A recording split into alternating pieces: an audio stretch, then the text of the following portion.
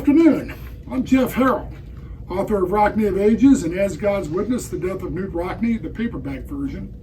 I'm live here at beautiful Augie's Locker Room in South Bend, Indiana, the shadows of Notre Dame University and Notre Dame, the famous football stadium, the house that Rockney built. One question, in 3 years of research and doing the book, I tried to answer every question there was regarding from out of the Department of Commerce investigation report that was made on the crash, and all the way up to the transcripts, the court transcripts from the Leo brothers trial, who was convicted in the murder of Jake Lingle, the Chicago Tribune reporter, who the main witness of that case was Father John Reynolds, who is the seminal figure in the book, who gave his plane ticket to Knute Rockney the day after he got off the witness stand in this murder trial. The one question that came out is what happened to the $55,000 in cash that a passenger on the plane named H.J. Christian possessed, cashed a check the day before he got on this plane. Now, H.J. Christian was, in comparison to Knute Rockney, who was one of the most famous sports figures and one of the most famous figures in the country at the time, H.J. Christian was a virtual nobody. He was a department store floor designer in Chicago, and one of two Chicago passengers on the plane. That there was, Rockney and 7 others died, including the 2 pilots. Christian and John Happer, who was comptroller for Great Western Sporting Goods Company, they were going out to L.A. to open up a new sporting goods store, and I believe Happer wanted Rockney to help him out with that. Well,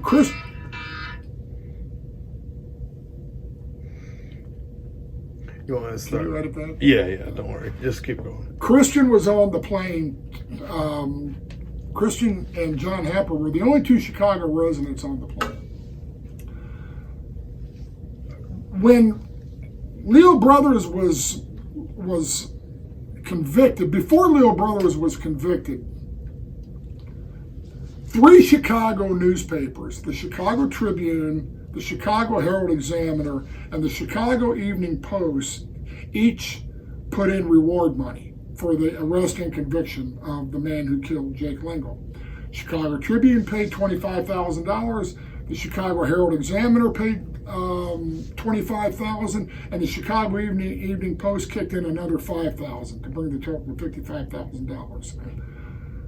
Nobody knew that money was given out, but nobody knew who the recipient was, because it was obviously the reward money went to the person who gave information leading to the arrest and conviction of Leo Brothers, and the authorities did not want the Capone's men to know, who had basically ratted the guy out. So the money was given out in secret. The day before the plane took off, H.J. Christian cashed a check for $55,000, and he had it on the plane. And he had it on the plane with him when he died.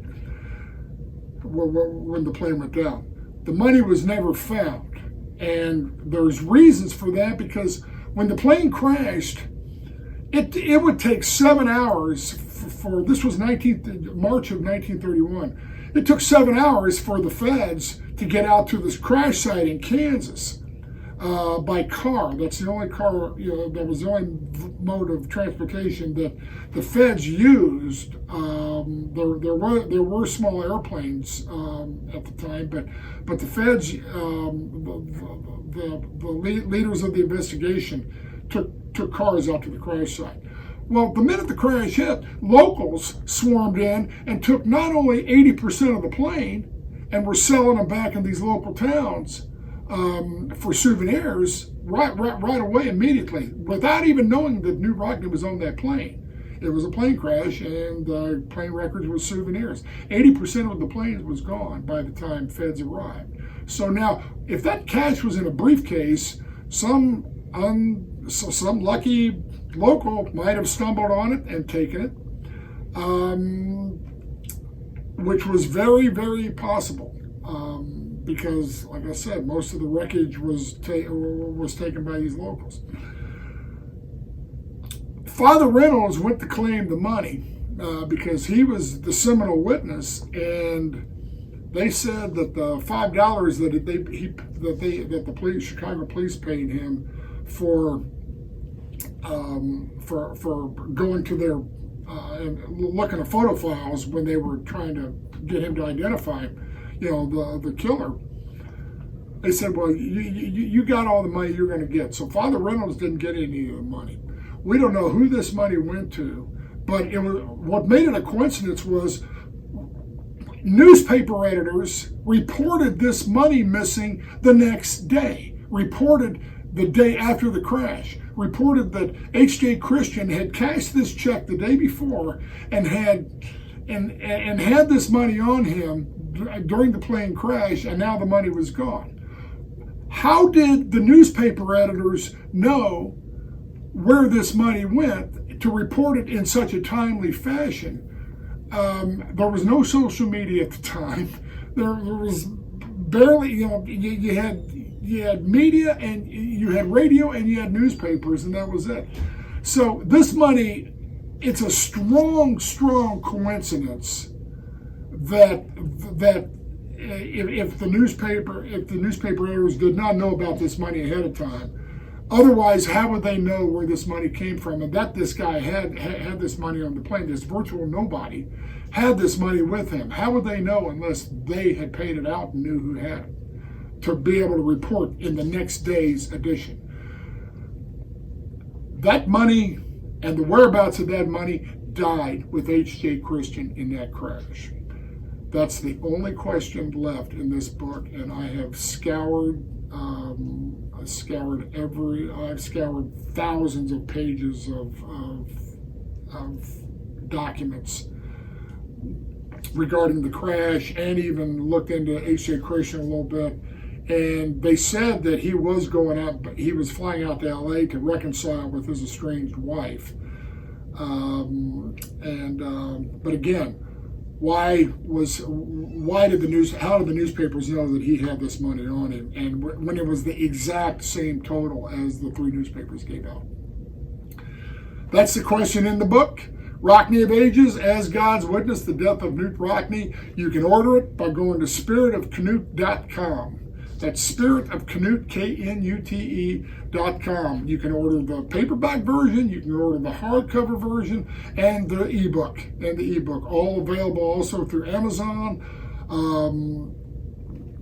Walmart, Target, Barnes and Noble, basically 160,000 outlets around the world, being sold in Japan, being sold in Ireland, being sold in Vietnam.